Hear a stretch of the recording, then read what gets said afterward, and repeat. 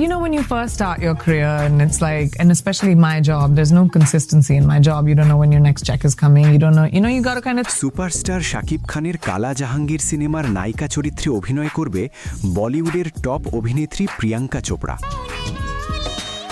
এখন সবার মনে একটাই প্রশ্ন, কিভাবে শাকিব খানের এই সিনেমার সঙ্গে প্রিয়াঙ্কা চোপড়ার নাম জড়ালো? এই বিষয়টি জানলে সত্যিই চমকে যেতে হয়।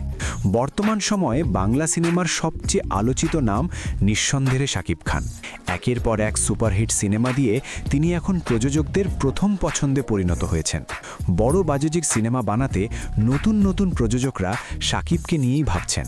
এই ধারাবাহিকতায় এক নতুন নারী প্রযোজকের প্রযোজনায় নির্মাণ হতে যাচ্ছে কালা জাহাঙ্গীর।